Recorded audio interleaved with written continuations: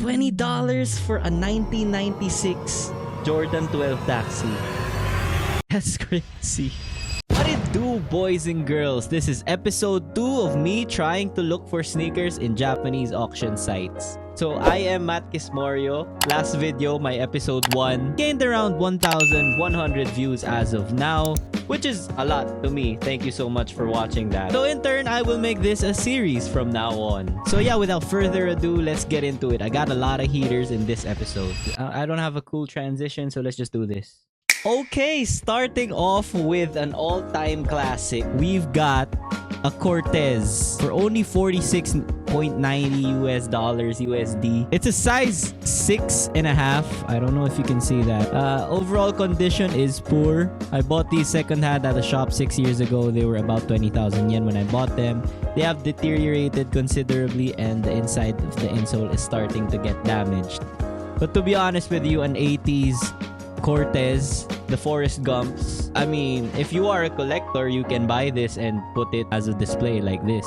Now, this is kind of crazy. $650 for just a box. Well, technically not. They have the laces right here. And of course, the image of MJ that comes with the Jordan 6, the Flight Club. It looks like the shoelaces are from probably some Carmines, the white and the red shoelace lock, or probably the white infrared, but it looks a bit too red for that. Speaking of Jordans, 1985 natural gray for only $700. This is kind of crazy. The condition of the pair is not that bad. I mean, it is wearable still. You don't have much heel drag yet. You can see it a bit. The left shoe probably has more heel drag than the right, but this is wearable if you're a size 7, and 85 Jordans tend to fit smaller.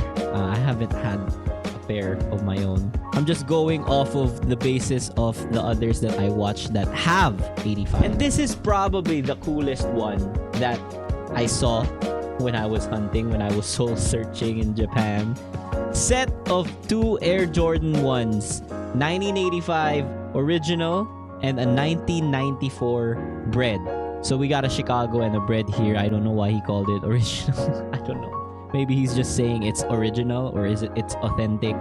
28 cm, so it is a decent size. The Breds are a size 11 and the Chicagos are a size 10 for $1,400. Kind of a steal if you think about it, because you get 2 shoes, 185 and 194 Bred. Let's read the description here. I purchased this a few years ago and had plans to have them repaired, but my sneaker obsession died down. That's kind of sad.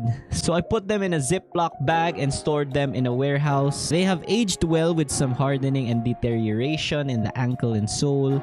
They're difficult to wear, so I recommend them as decorative pieces. The Bred though, no box. The sole has been yeah, I knew it. I saw it a while ago. It does look like it has been sole swapped, but that's okay. That's fine. Totally fine. It does look kind of weird though. That's too white, but beggars can be choosers. So yeah, this is actually a nice find for me. When I saw this, it was super cool to see because it's as a set.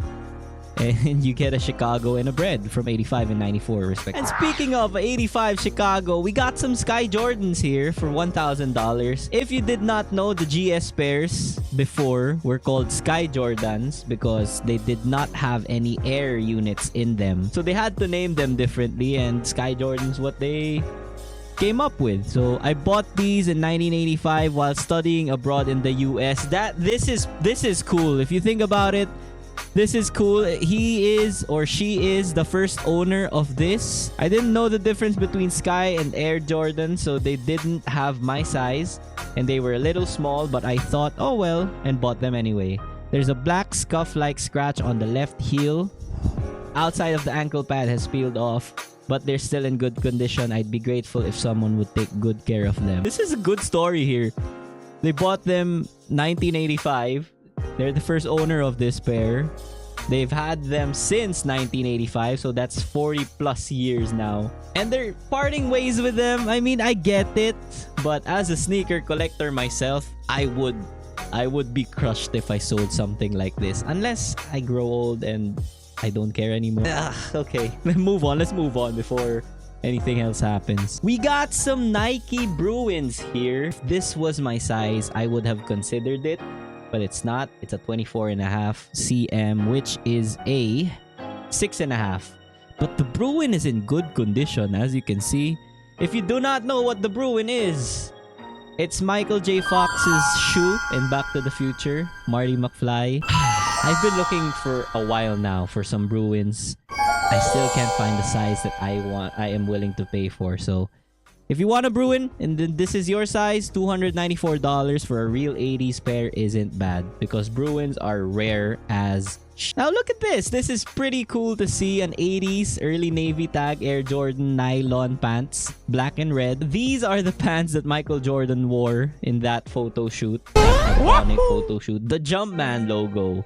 This is what he wore. Not this pair exactly, but this one from that same era.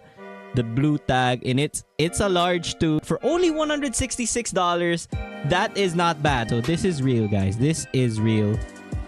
This is the blue pair. He doesn't have that. If it was my size and I could afford this, because I cannot yet. I don't have YouTube monetization yet. That's why I subscribe. I would have bought this, but a large might be too big on me. They come with a matching top? Let's find that. Okay, I did not find the exact one, but here is the matching top, and this is what it looks like. These are pretty small for $589 as the set.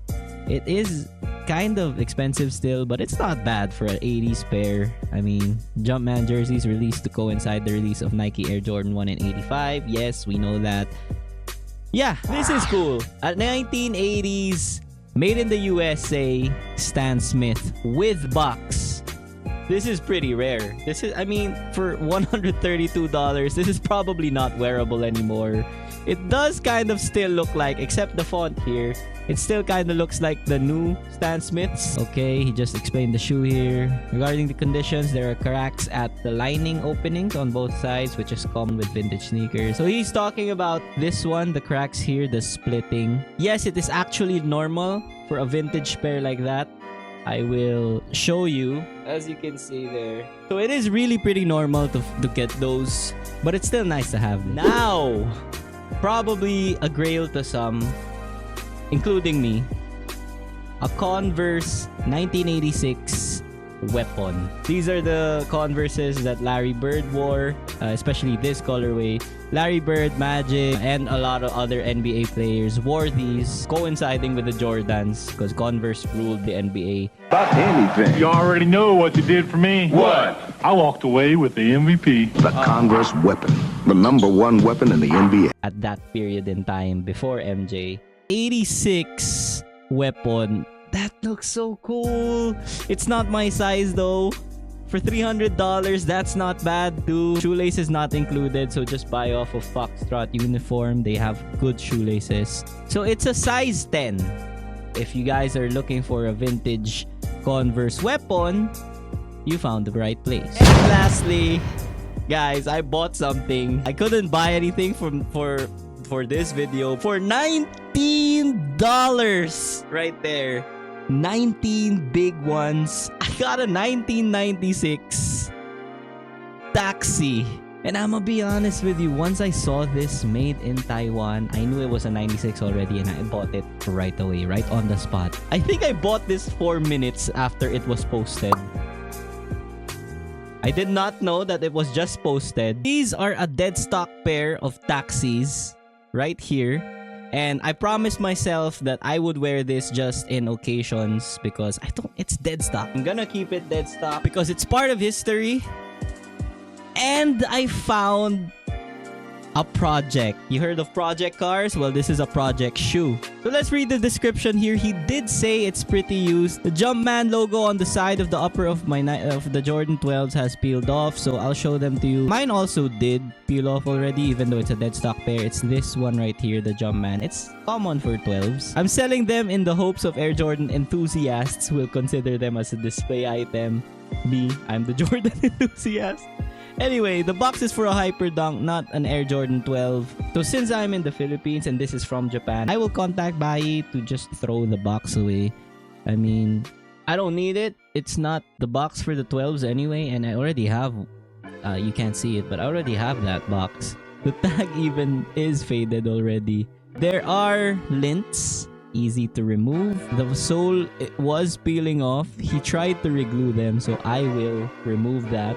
Okay, that is it for this episode. If you enjoyed this one, be sure to leave a like. Please subscribe. If you have any shoe suggestions that you want me to search up and help you with, and I will be sure to shout you out that it was your comment. I don't get a lot of comments, so you probably will make it to the next video if you do comment. So this is episode 2 of Soul Searching in Japan. I hope you enjoyed it. But be sure to check out the first episode as well. There were a lot of good shoes in that video too. So yeah, that's it. Peace. Thank you so much for watching. I hope you have a wonderful day.